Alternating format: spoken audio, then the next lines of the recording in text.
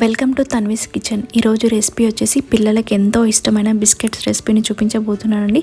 మనం సాధారణంగా ఏ బిస్కెట్ చేసినా మైదా, వెన్న, షుగర్ వేసి చేస్తూ ఉంటాం కదా. కానీ నేను ఇక్కడ రాగి పిండి, బెల్లంతో ఈ బిస్కెట్స్ని చేయబోతున్నానండి. ఈ బిస్కెట్స్ టేస్ట్ మాత్రం కరకరలాడుతూ చాలా టేస్టీగా ఉంటాయండి. సో ఈ హెల్దీ అయిన బిస్కెట్స్ని ఇక ఎలా చేసుకోవాలో చూసేద్దామా. ముందుగా మనం ఒక బౌల్ తీసుకొని అందులో 1 కప్పు వరకు రాగి పిండిని వేసుకోవాలండి. ఇందులో రాగి పిండి క్వాంటిటీ ఎక్కువ తీసుకోవాలి, మిగతావన్నీ తక్కువ తీసుకోవాలండి. తర్వాత 1/2 కప్పు గోధుమ పిండిని తీసుకోవాలండి. దీంట్లోనే 1/2 కప్పు వరకు ఉప్మా రవ్వను కూడా వేసుకోవాలండి. తర్వాత 1/2 టీ స్పూన్ వంట సోడాను, అలాగే చిటికెడు ఉప్పును కూడా యాడ్ చేసుకోవాలండి. తర్వాత ఇందులో 1 టేబుల్ స్పూన్ నువ్వులను యాడ్ చేసుకోవాలండి. నువ్వుల ప్లేస్లో జీడిపప్పు ముక్కలైన, బాదం పప్పు ముక్కలైన వేసుకోవాలండి. తర్వాత స్వీట్నెస్కి తగ్గట్టుగా 1/2 కప్పు వరకు బెల్లం పొడిని వేసుకోవాలండి. మీకు 1/2 కప్పు బెల్లం పొడి స్వీట్గా అనిపించకపోతే 1/2 కప్పు వరకైనా బెల్లం పొడిని వేసుకోవచ్చండి. అంతేకాదండి, బెల్లం ప్లేస్లో మీరు షుగర్ పౌడర్నైనా తీసుకోవచ్చు. ఇప్పుడు ఇవన్నీ కలిసిపోయేటట్టు అంతా ఒకసారి మంచిగా మిక్స్ చేసుకుందామండి. ఇలా అన్నీ కలిసిపోయేటట్టు మిక్స్ చేసుకున్న తర్వాత ఈ పిండిని పక్కన పెట్టేసుకొని స్టవ్ వెలిగించి స్టవ్ మీద ఒక కడాయి పెట్టుకొని అందులో ఆయిల్ని వేసి హీట్ చేసుకోవాలండి. మీరు ఆయిల్ ప్లేస్లో నెయ్యినైనా వాడొచ్చండి. ఆయిల్ హీట్ అయిన తర్వాత కొద్దిగా ఆయిల్ని తీసుకొని 2 టేబుల్ స్పూన్ల దాకా మనం ముందుగా కలిపి పెట్టుకున్న పిండిలో వేసుకోవాలండి.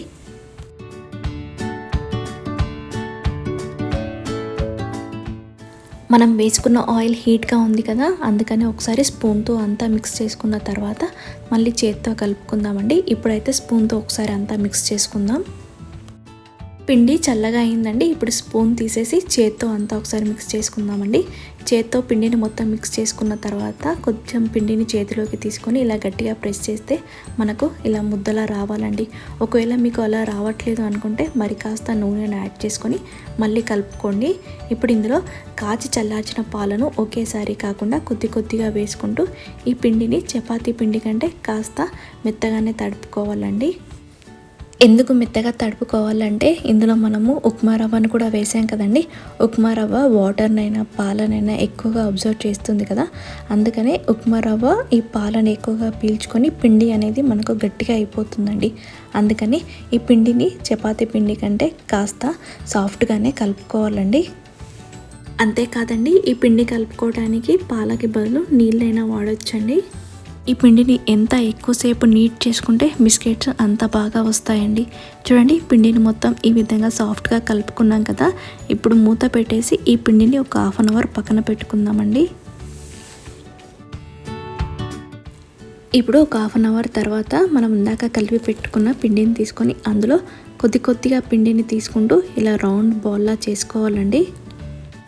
చూడండి, పిండిని ఈ విధంగా రౌండ్గా చేసుకున్నాం కదా. ఇప్పుడు ఒక చపాతీ పీట తీసుకొని దానిపైన కాస్త పొడి పిండిని వేసుకోవాలండి. ఈ పొడి పిండి పైన మనం ముందుగా ప్రిపేర్ చేసుకున్న పిండి ముద్దను పెట్టేసి దీన్ని చపాతీలా చేసుకోవాలండి. ఈ పిండిని చపాతీలా చేసేటప్పుడు మరీ పల్చగా కాకుండా కాస్త మందంగా ఉండేటట్టే ఈ చపాతీని చేసుకోవాలండి. మీకు వీడియోలో చూపిస్తున్నాను కదా, ఈ మాత్రం మందం ఉంటే సరిపోతుందండి.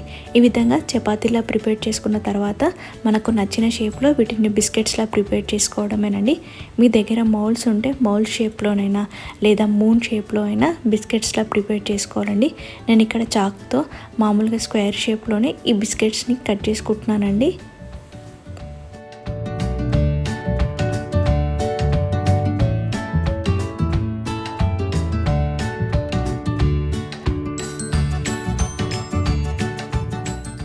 చూడండి, బిస్కెట్స్ని ఈ విధంగా కట్ చేసుకున్నాం కదా. ఇప్పుడు వీటిని ఒక ప్లేట్లోకి వేసుకొని మిగతా పిండిని కూడా ఇదే విధంగా ప్రిపేర్ చేసుకుందామండి. చూడండి, పిండిని మొత్తం ఈ విధంగా బిస్కెట్స్లా చేయడం పూర్తయిపోయిన తర్వాత ఈ బిస్కెట్స్ని మనం డీప్ ఫ్రై చేసుకోవాలండి. అందుకోసం స్టవ్ వెలిగించి స్టవ్ మీద కడాయి పెట్టుకొని అందులో డీప్ ఫ్రైకి సరిపడా ఆయిల్ని వేసి హీట్ చేసుకోవాలండి. ఒకసారి చెక్ చేసుకుందామండి ఆయిల్ హీట్ అయిందో లేదో. చూడండి, మనకు ఆయిల్ హీట్ అయిపోయిందండి. ఇప్పుడు మనం ముందుగా ప్రిపేర్ చేసుకున్న బిస్కెట్స్ని ఆయిల్లో వేసేసుకుందామండి. బిస్కెట్స్ని ఆయిల్లో వేసిన వెంటనే స్పూన్తో కలపకండి. ఒక 2 మినిట్స్ ఆగిన తర్వాత అప్పుడు స్పూన్తో కలుపుకోవాలండి, లేకపోతే ఈ బిస్కెట్స్ విరిగిపోతాయండి. ఇప్పుడు ఈ బిస్కెట్స్ని అటు ఇటు టర్న్ చేసుకుంటూ మంచిగా ఫ్రై చేసుకోవాలండి. ఈ బిస్కెట్స్ ఫ్రై అయ్యాయో లేయో తెలియాలి అంటే ఆయిల్ పైన నురగ తగ్గిపోతే మనకు ఈ బిస్కెట్స్ అనేవి ఫ్రై అయినట్టే అండి. చూడండి మనకు నురగంతా తగ్గిపోయింది కదా, అంటే మనకు ఈ బిస్కెట్స్ ఫ్రై అయ్యాయండి. ఇప్పుడు వీటిని ఒక ప్లేట్లోకి తీసేసుకుందామండి. ఇలా ప్లేట్లోకి తీసుకున్న తర్వాత ఇదే ఆయిల్లో మిగతా బిస్కెట్స్ని కూడా వేసి ఫ్రై చేసుకుందామండి. మనం ప్రిపేర్ చేసుకున్న బిస్కెట్స్ అన్నిటిని డీప్ ఫ్రై చేసుకొని సర్వ్ చేసుకుంటే ఎంతో టేస్టీగా ఉండే రాగి బిస్కెట్స్ రెడీ అండి. చూసారు కదా, చూస్తుంటేనే ఎంత బాగున్నాయో, టేస్ట్ కూడా చాలా బాగుంటాయండి. ఈ బిస్కెట్ క్రిస్పీగా చాలా టేస్టీగా ఉంటాయండి. ముఖ్యంగా పిల్లలకు ఖచ్చితంగా ఈ బిస్కెట్స్ బాగా నచ్చుతాయండి. వాళ్ళకి స్నాక్స్ రూపంలో ఇలాంటి హెల్దీ రెసిపీస్ని చేసి పెట్టండి, వాళ్ళు ఇష్టంగా కూడా తింటారండి. చూసారు కదా, ఈ హెల్దీ అయిన బిస్కెట్ రెసిపీని చేయటం ఎంత ఈజీయో, టేస్ట్ కూడా చాలా బాగుంటాయండి.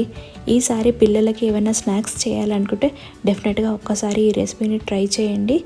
బయట మార్కెట్లో కొనకుండా ఒక్కసారి ఈ బిస్కెట్స్ని ఇంట్లో మీరు ఒకసారి ట్రై చేయండి. మీరు ట్రై చేసిన తర్వాత మీకు ఎలా వచ్చిందో కమెంట్ చేయండి. ఈ వీడియో మీకు నచ్చినట్లయితే please subscribe to my channel, like చేయండి, షేర్ చేయండి.